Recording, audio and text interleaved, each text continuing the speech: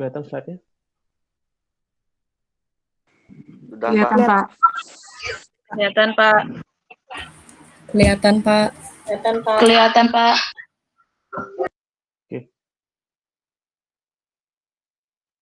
Selamat malam semua.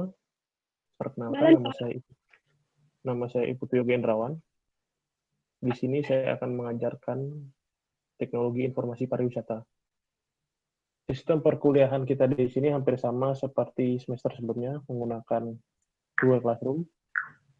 Bedanya mungkin pertemuan online tetap seperti ini, hanya akan diadakan di pertemuan 1, 7, dan 15.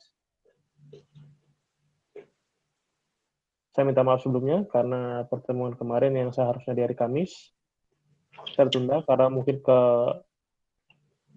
sedikit permasalahan di Hangout. Jadi kita mulai hari ini untuk pertemuan pertama. Nanti pertemuan kedua akan dimulai lagi minggu depan di hari yang sama, di hari Kamis, tetap di hari Kamis.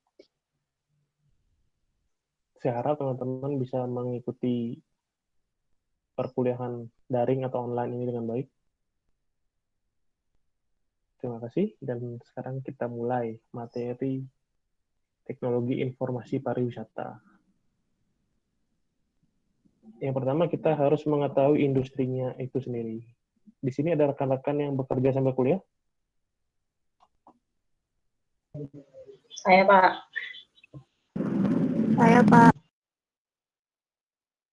Rata-rata bekerja di industri apa? Di bidang apa? Retail kah? Pariwisata kah? Atau? Saya pariwisata, Pak.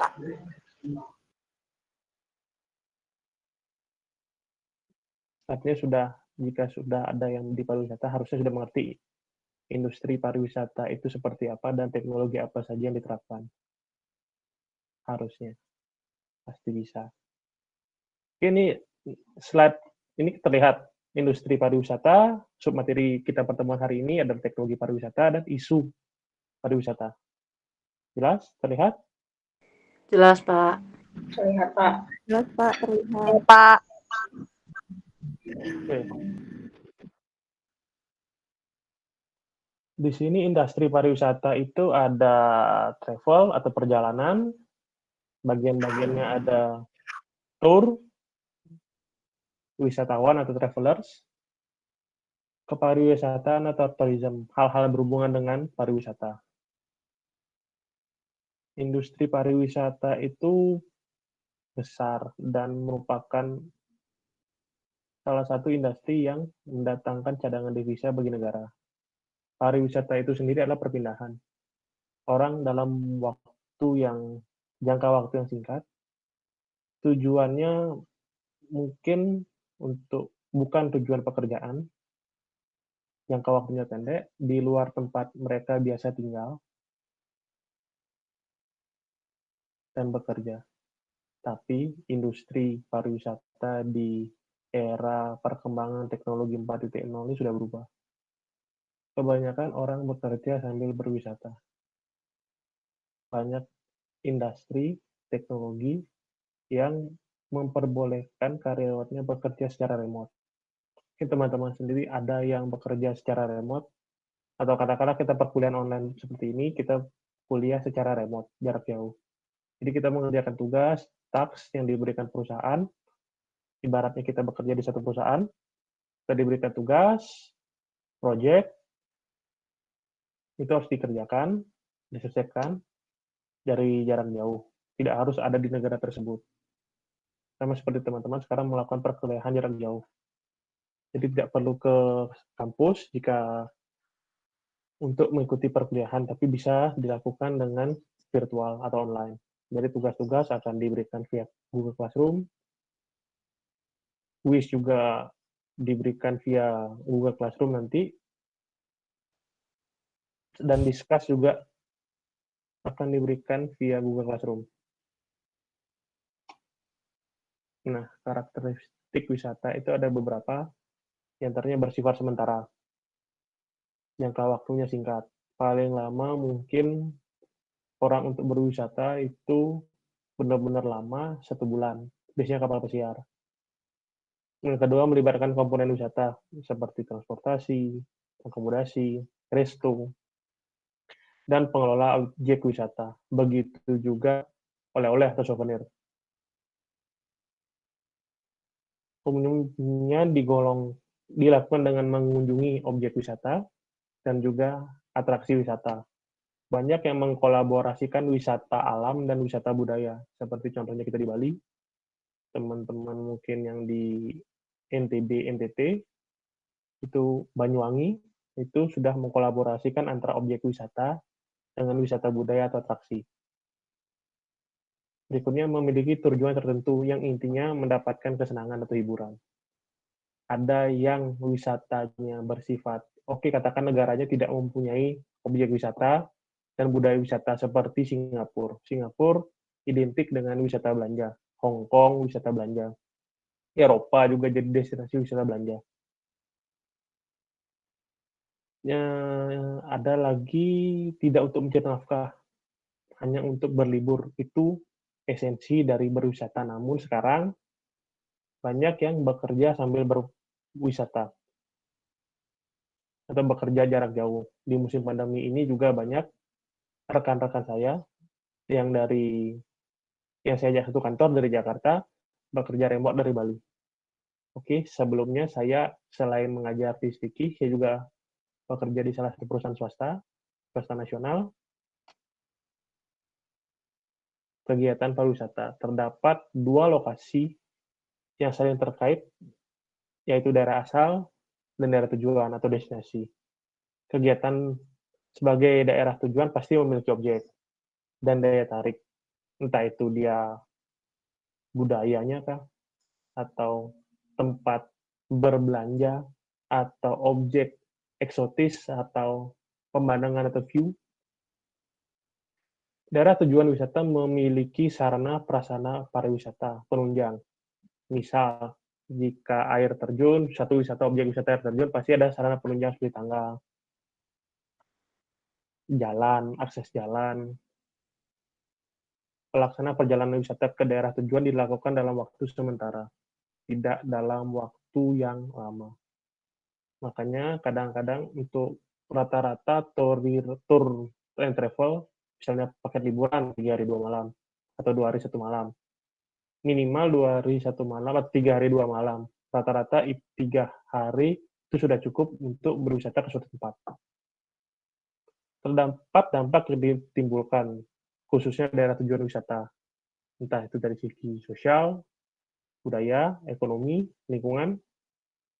Kadang-kadang menjadi destinasi kota yang menjadi destinasi wisata berdampak pada perubahan budaya. Misal, wisatawan Amerika berkunjung terus ke Bali, atau wisatawan Amerika berkunjung terus ke Banyuwangi. Perubahan pertukaran komunikasi, pertukaran informasi dari para wisatawan membuat terjadinya pertukaran budaya juga di sana. Selain pertukaran ekonomi, memberikan dampak perubahan di sana. Next, kita akan membicarakan tentang prasarana kepariwisataan. Di sini sarana prasarana itu penting, karena dengan sarana prasarana kita bisa menjual objek wisata. Kita tidak hanya menjual begitu saja, terbengkalai, sarana prasarana tidak ada, wisatawan malas berkunjung ke sana. Banyak tempat yang mulai berbenah, menunjukkan untuk menjadi tempat wisata dadakan, untuk eksis, berfoto, jadi disetup semua agar memiliki nilai jual. Nilai jual itu belum tentu bentuknya uang, bukan nilai jual, oh ini tempat ini dijual apa enggak, tapi nilai jual seni atau nilai jual untuk memanjakan mata. Yang kedua, fasilitas untuk mempersiapkan kedatangan wisatawan, entah itu jalan, entah itu tour and travel, kendaraan, tempat wisatawan itu tinggal sementara atau menginap. Jadi diharapkan wisatawan itu tinggal lebih dari 1 hari di satu destinasi wisata. Ada juga tambahan fasilitas rekreasi, olahraga untuk wisatawan, misalnya di kebun raya, jika kebun raya saja yang dijual, tidak ada fasilitas outbound, itu harganya mungkin lebih rendah. Tapi jika misalnya, oke, pantai ada fasilitas seperti ya kegiatan laut lah, olahraga laut misalnya snorkeling atau banana boat, itu harga jualnya tempat wisata tersebut menjadi lebih tinggi. Next, sarana kepariwisataan lagi, semua fasilitas yang memungkinkan agar prasarana kepariwisataan dapat hidup dan juga berkembang, serta dapat memberikan pelayanan kepada wisatawan yang berkunjung. Ada usaha jasa pariwisata, entah itu biro perjalanan wisata, agen perjalanan, konsultan wisata, dan juga informasi pariwisata. Usaha sarana pariwisata meliputi akomodasi, rumah makan, bar, angkutan wisata, dan lainnya. Next, tujuannya apa sih? Kenapa kita harus mengembangkan pariwisata? Sekali lagi, pariwisata itu merupakan lahan atau industri usaha yang sangat-sangat menjanjikan. Dia merupakan penghasil devisa negara terbesar kedua selain tambang atau migas. Memperluas kesempatan serta lapangan pekerjaan, memperkenalkan keindahan alam atau kebudayaan dari suatu negara, meningkatkan persaudaraan, persahabatan nasional dan internasional.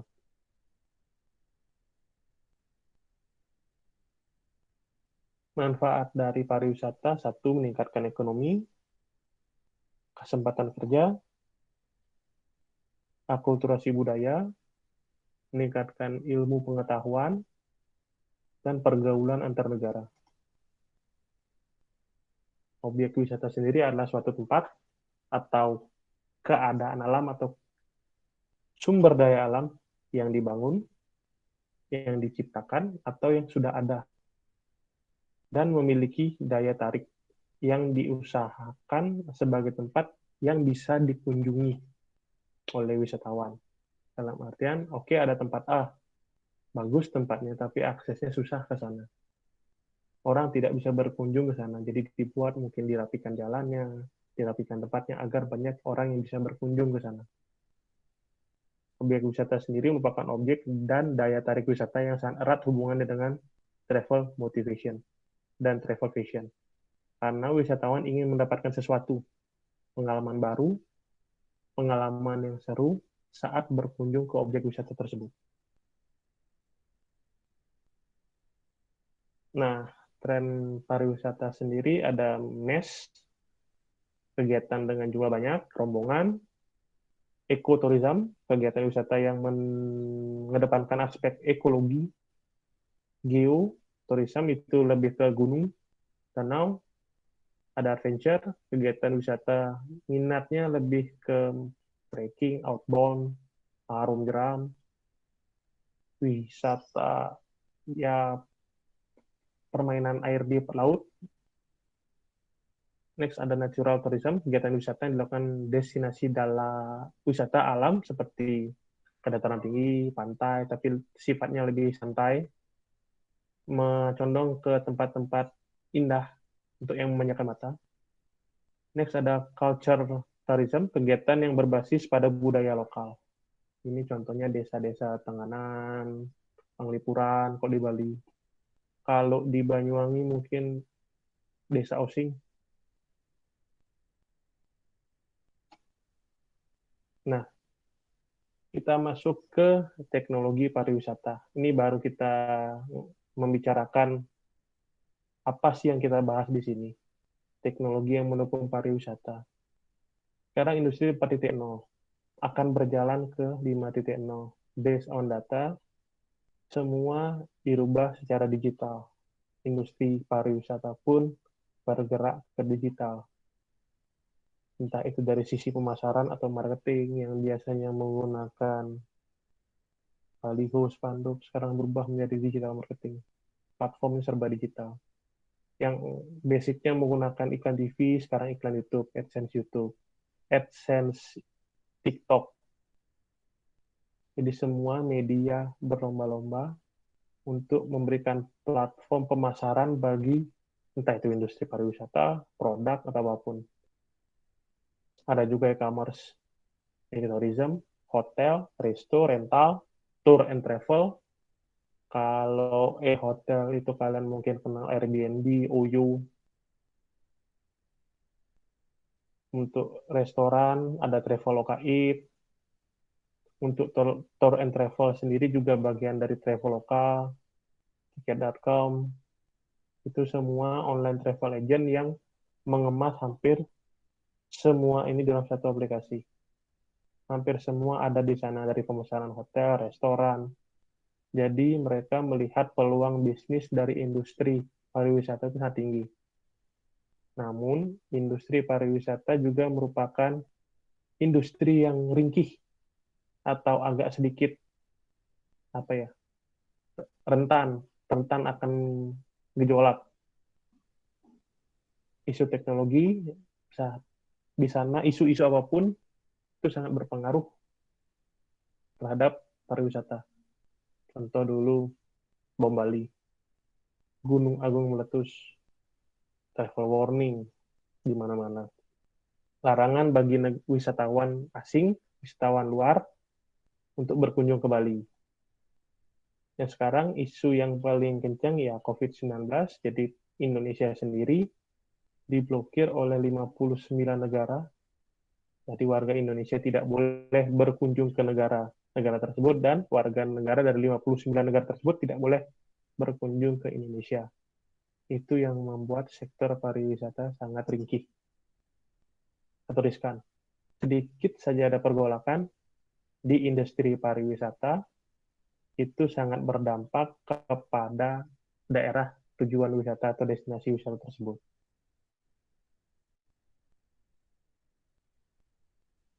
Nah, ini trennya. Dulu, travel agent, media, kita menggunakan kamus, brosur, atau majalah.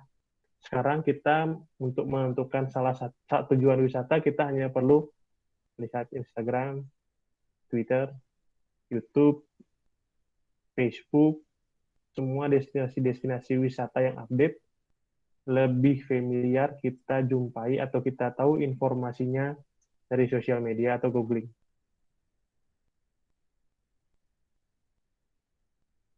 Dulu kita semisal melakukan perjalanan wisata selalu membeli map, peta, atau bertanya jalan pada penduduk sekitar. Tapi sekarang sudah menggunakan Waze, Google Map. Ini salah satu peran teknologi dalam industri pariwisata. Dulu kita di Bali banyak travel agent. Sekarang mungkin masih ramai, tapi lambat laun semua akan tergerus dengan OTA atau online travel agent seperti Traveloka, Tiket.com, Booking.com, Agoda. Hotel-hotel pun juga berbenah. Mereka harus berjualan kamar dengan digital. Mereka harus bekerja sama dengan Airy-Room, Airbnb, Red Doors, OYO, agar mereka dapat bersaing di tengah perubahan zaman, di mana semua bergerak berdasarkan ekosistem teknologi. Oke, itu sedikit pemaparan untuk pertemuan 1. Saya tidak mau banyak-banyak menyampaikan materi, hanya basicnya saja. Kita lanjut ke kontrak kuliah. Dari kontrak kuliah ini, apakah semua setuju?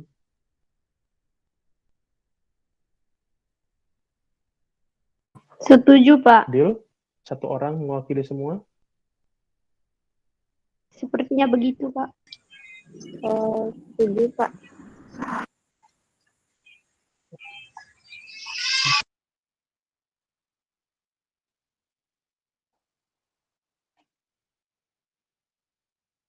Ya.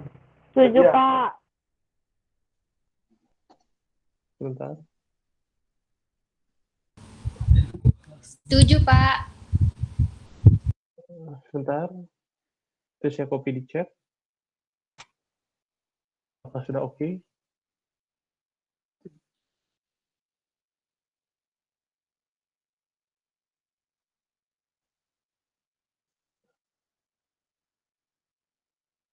Rata-rata setuju ya?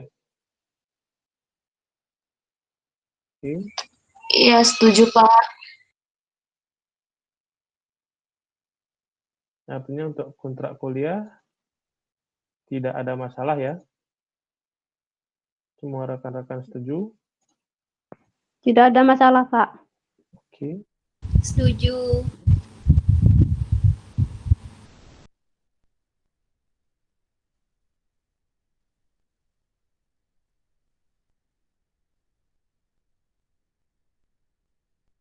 Oke, terima kasih. Untuk pertemuan pertama, itu dari saya cukup sekian.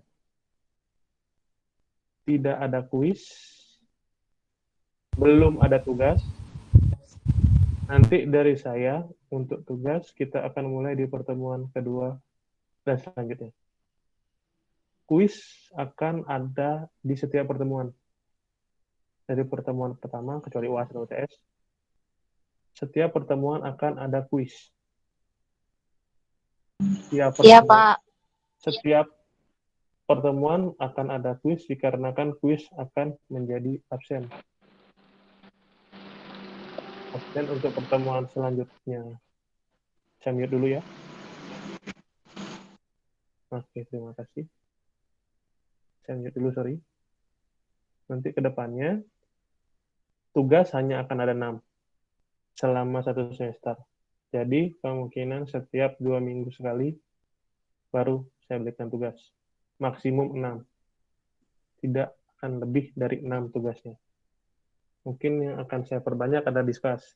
Jadi, saya akan lempar topik di classroom, dan teman-teman akan saya minta memberikan tanggapan.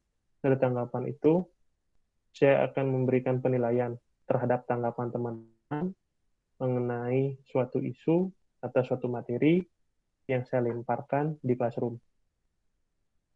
Semua waktunya 1 minggu. Jadi saya harap teman-teman bisa mengerjakan itu dengan baik. Dan untuk pertemuan berikutnya, tugas materi semua akan saya upload di hari Kamis. Pengumpulan terakhir, entah itu tugas, apapun itu hari Rabu. Pokoknya ya 1 minggu itu. Oke. Ada yang ingin ditanyakan? Agar tidak ribut, by room chat-nya saja ya. Saya baca kok. Jika ada yang ingin ditanyakan, boleh ditanyakan. Jika tidak, saya akhiri pertemuan ini. Mungkin teman-teman ada yang mau malam mingguan, masih jam 9, oke teman-teman masih bisa keluar. Maaf, Pak. Keluar. Tapi jika keluar rumah, harap ikuti protokol kesehatan, gunakan masker, hand sanitizer, semua digunakan, jaga jarak, tidak berkerumun. Baik, Pak. Siap, Pak. Siap, Pak. Baik, Pak. Terima kasih telah meluangkan waktunya untuk kelas malam hari ini. Terima kasih.